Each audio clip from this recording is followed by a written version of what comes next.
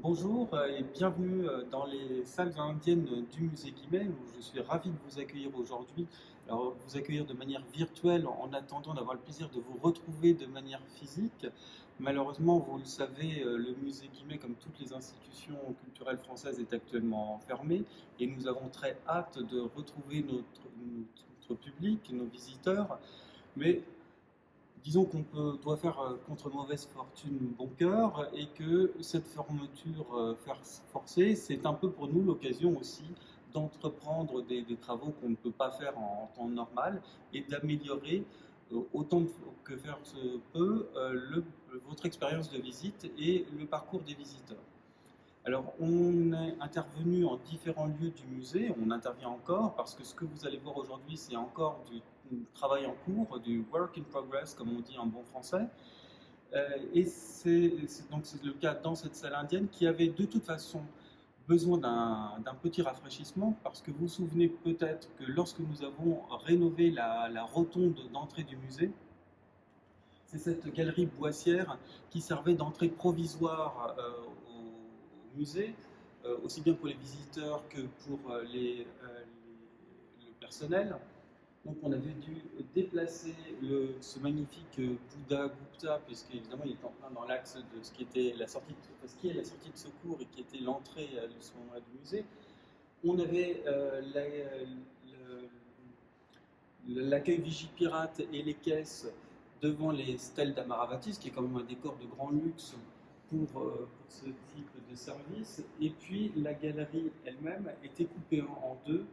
puisqu'on avait dû installer le vestiaire. Donc évidemment, à la fin des travaux, tous ces éléments provisoires sont repartis, mais évidemment, ça avait laissé des traces, et donc une petite remise en beauté de la galerie n'était pas tout à fait superflue, il fallait reprendre un peu la peinture. Finalement, on a décidé d'aller plus loin que cela. Alors, on en a profité par exemple, vous allez voir que ce sont des petits détails, mais qui finalement deviennent presque sensibles de manière subliminale. La simèse de ce Bouddha, qui est un chef-d'œuvre de l'époque Gupta, donc on se situe ici dans la première moitié du 5e siècle. Donc c'est le moment où, dans la sculpture de l'Inde, se met en place de manière pérenne l'iconographie du Bouddha, avec cette esthétique très classique, très dépouillée et en même temps pleine de sérénité. Bien, donc, on avait un des chefs-d'œuvre du musée, un des chefs-d'œuvre de la collection indienne. En même temps, il y avait une simèse derrière qui était un peu trop étroite, donc qui ne donnait pas toute la respiration nécessaire. Alors, du coup, là, ça a été l'occasion de refaire cette simèse, de lui donner quelque chose de plus large. Euh, et donc, ainsi, il accueille les visiteurs de manière plus majestueuse. Une autre chose que nous entreprenons dans cette rénovation, c'est de déployer dans cet espace, comme on l'a fait ailleurs dans le musée, un nouveau type de signalétique, c'est-à-dire que les petits cartels métalliques qui avaient été installés à l'occasion de la rénovation de 1996 à 2001, c'est un système qui avait vieilli, qui n'était pas toujours très heureux, très esthétique. Donc on en profite pour le remplacer par un système d'air plus simple à mettre à jour lorsque c'est nécessaire, plus lisible, lisible à la fois d'un point de vue graphique, mais aussi du point de vue du contenu. Maintenant, on évite l'emploi des signes diacritiques pour la transcription des termes sanscrits. On apporte quelques explications supplémentaires quand le besoin s'en fait sentir. Et donc ça, on l'a d'ores et déjà mis en place sur toute cette galerie et on va bientôt le compléter, mais ça je vais y revenir dans un instant, par de nouveaux panneaux pédagogiques pour mieux scander le parcours des collections.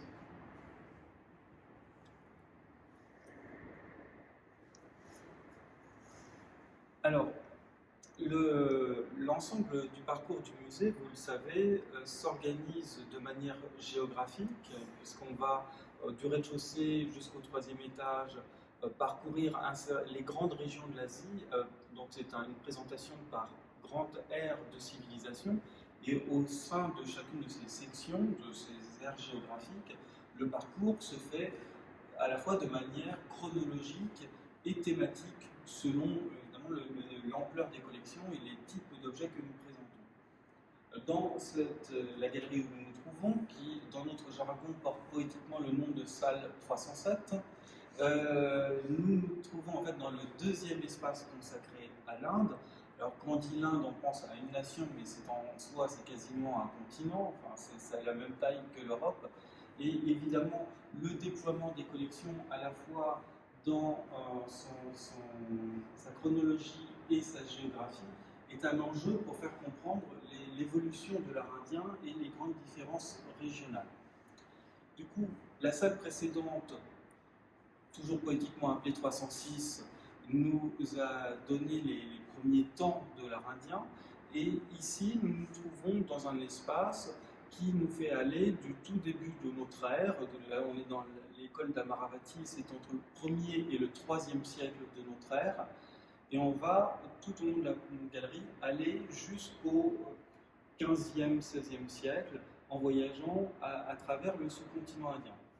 Et ici, nous avons un ensemble d'ornements de stupas, c'est-à-dire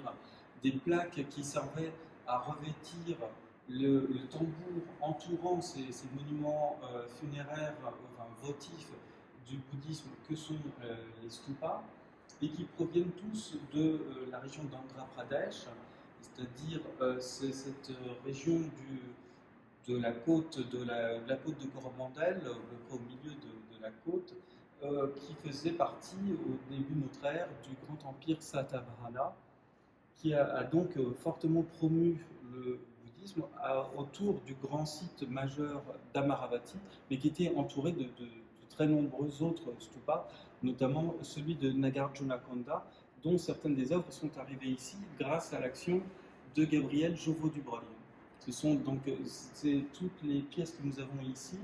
dont on peut trouver des pendants en bien plus grand nombre à Londres au British Museum pour le stupa d'Amaravati, et puis encore plus au Government Museum de Chennai, l'ancienne Madras. Donc ces œuvres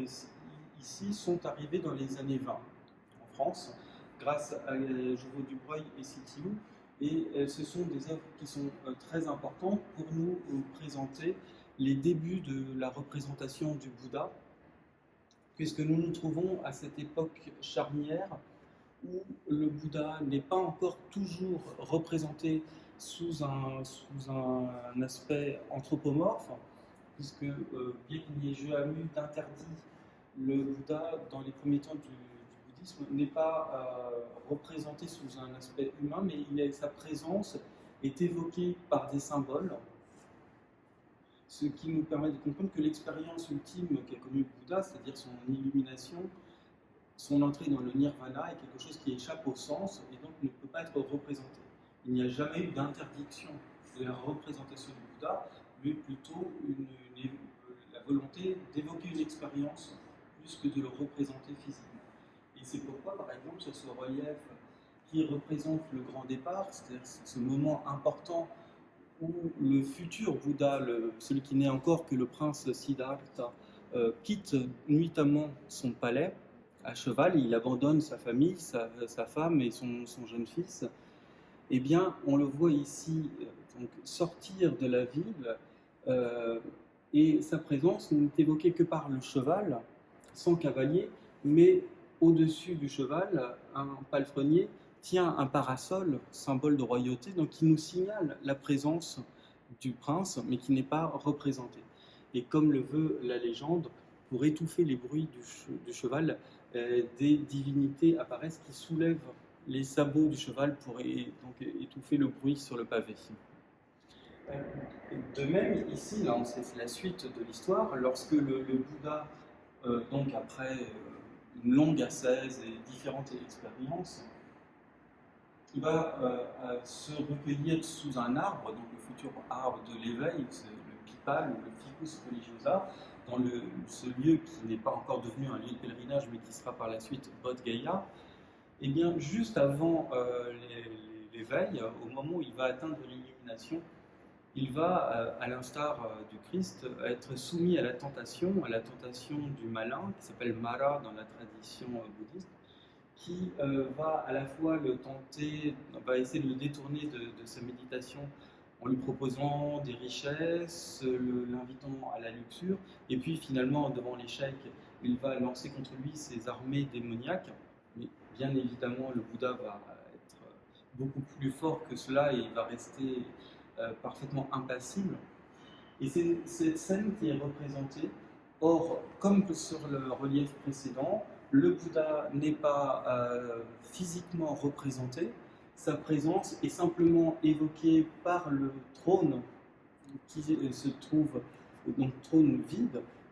au pied de l'arbre de l'éveil. Tout autour, nous avons les armées du démon qui sont en train de l'attaquer. Vous voyez les éléphants de combat tout autour.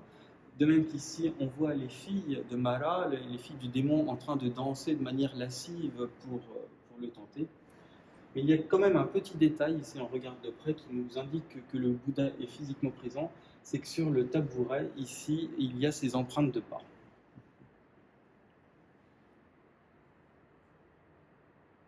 Vous me permettez une petite anecdote personnelle au passage? Alors nous continuons notre exploration de cette galerie et comme je l'expliquais, l'enjeu pour nous c'est à travers un nombre de pièces relativement réduit de faire comprendre l'évolution de l'art indien à la fois dans son évolution géographique et dans son évolution chronologique. Donc on commence la galerie comme on l'a vu avec les pièces d'Amaravati, donc entre le 1er et le 3e siècle de notre ère, puis on va se concentrer dans un premier temps essentiellement sur le nord de l'Inde, en gros l'Inde centrale et la vallée du Gange, avec tout d'abord l'époque Bhutta, cette époque dite de l'âge classique de l'art indien, aux alentours entre le 4e et le 6e siècle, enfin c'est peut-être le 5e siècle qui est l'apogée de cet art, qui va marquer très durablement tout l'art de l'Inde du Nord, et même au-delà, jusqu'en Asie du Sud-Est par certains côtés. Donc nous avons un premier temps consacré à l'époque Gupta et à ses prolongements essentiellement en Orissa, avec les pièces qui se trouvent sur le mur du côté de la rue Boissière. Et un des chefs-d'œuvre de notre collection, c'est cette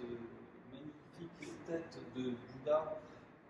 donc, qui est typique de la production de Mathura, avec ce grès rouge qui est très emblématique de cette région située à une petite centaine de kilomètres au sud de Delhi. Donc là, c'est vraiment la représentation du Bouddha par excellence à l'époque Gupta. Et si vous me permettez une petite anecdote personnelle, il se trouve que cette pièce a été acquise en 1987 et je pense que c'est une des toutes premières acquisitions faites par Jean-François Jarige lorsqu'il avait pris la direction du musée. Alors, sans vous révéler tout sur ma biographie, en 1987, je ne travaillais évidemment pas encore au musée, à vrai dire j'étais même au collège. Et il se trouve que dans le collège où je me trouvais, à Paris, nous avions un petit journal fait par les élèves, et une élève que je ne connaissais pas, mais qui était en 6e en même temps que moi, a fait le portrait de son père, qui était Jean-François Jarige, et qui posait, je me souviens très bien de la photo, à côté de cette tête-ci. Or moi, j'avais déjà eu l'occasion, je connaissais bien le musée, et j'étais déjà allé en Inde, mais c'est peut-être la première fois où je me suis dit, ah mais conservateur, c'est un métier qui existe et peut-être que j'en ferai un jour ma profession. Et puis pour la fin de l'anecdote, il se trouve que de son côté, Clémence Jarige est bien devenue journaliste. Alors là, avec Pierre Tonkara, on arrive sur une œuvre qui a bougé récemment, qui a fait une petite translation au sein de cette galerie. Évidemment, elle était déjà présentée. Mais justement, comme je vous l'expliquais, dans ce parcours qui est un petit peu compliqué à comprendre des différentes écoles régionales, on a souhaité profiter de ce temps où des travaux sont envisageables pour donner un peu plus de lisibilité au parcours. Un parcours de musée, ça nécessite parfois, et même presque toujours en fait, des explications, mais ça commence par l'accrochage lui-même. Les explications, en fait, elles peuvent venir dans un second temps, et on va rajouter sans doute des textes explicatifs, mais il faut d'abord rendre le séquençage, la visite, plus lisible. Or, dans cette seconde moitié de la galerie, nous n'avons que des pièces qui proviennent d'Inde du Nord, mais l'Inde du Nord, c'est déjà très large. Donc on est entre le 6e et le 13e siècle, pour faire large, avec des pièces qui viennent pour l'essentiel d'Inde centrale ou occidentale, c'est du Madhya Pradesh ou du Rajasthan, des pièces qui proviennent de l'Est, du Bihar ou du Bengale, et puis enfin des pièces qui proviennent plutôt du Cachemire, donc de l'extrême nord. Or finalement, à l'issue de la rénovation en 2001, les œuvres avaient été placées d'une certaine manière, puis il y avait eu quelques acquisitions qui n'avaient pas été prévues forcément lors de la rénovation, donc on les avait positionnées aussi bien qu'on avait pu, mais tout n'était pas tout à fait satisfaisant, et on se retrouvait vers la fin du parcours à avoir des pièces du Cachemire à proximité du Bengale, ce qui évidemment ne donnait pas une grande lisibilité au parcours, parce que ça fait quand même bien 1500 à 2000 km entre ces deux régions. Donc on s'est dit que c'était l'occasion de clarifier un peu tout ça, et donc les pièces du Cachemire qui se trouvaient près des sculptures Pala du Bengale, nous sommes en train de les regrouper près des fenêtres, et du coup, sur la simèse du fond, était présenté, là encore de manière assez peu logique, cette très belle sculpture Jain, donc, qui était cette œuvre de la région de Khajuraho, donc on est en Inde centrale, que nous avons souhaité rapprocher des autres pièces provenant de cette région. Et puis, c'est aussi, parce qu'il faut de temps en temps faire un peu de mise en scène dans un musée, plutôt que de la mettre sur le côté contre une simèse, on a souhaité faire de cette œuvre assez spectaculaire une œuvre d'axe, un appel fort dans la galerie, parce qu'il n'y avait pas d'œuvre centrale ici. Et finalement, il me semble que ce qui nous a frappé lorsqu'on a positionné ce djinna ici, donc c'est une représentation d'un des personnages saints du jaïnisme, qui est la troisième religion indienne, la moins connue à côté de l'hindouisme et du bouddhisme. Et donc lorsqu'on l'a installée ici, on a eu l'impression qu'elle avait toujours été là, ce qui est toujours très bon signe, c'est-à-dire que ça veut dire que c'était son emplacement idéal. Alors voilà justement, en cours d'aménagement, vous voyez qu'il y a encore un socle qui est vide, puisque c'est le Vishnu à 4 visages du Cachemire, bien connu de nos collections, mais qui attend d'avoir un socle pour pouvoir être installé sur ce piédestal. Pour l'instant, il dort tranquillement en réserve, le temps que le socle soit fabriqué. Donc c'est cet espace du Cachemire qui est en cours d'installation. Donc là, vous voyez vraiment le travail en cours de route, parce qu'on le fait aussi avec un moyen relativement constant, avec les vitrines dont on dispose. Donc là, ce que vous voyez, c'est parfaitement provisoire, puisque les vitrines sont positionnées de manière à peu près définitive. En revanche, une fois qu'on a fait l'essai, on se rend compte que ce Tripod Avalokiteshvara, qui est un don de Lakshmi Mittal, est sans doute un peu à l'étroit dans cette vitrine-ci, un peu petite. Le capot de la vitrine l'enferme un petit peu, et donc on va, d'ici quelques jours, intervertir deux pièces pour qu'il soit dans cette vitrine-ci, où il va respirer un peu plus à l'aise, tandis que la figure assise, elle trouvera parfaitement sa place dans la petite vitrine cloche.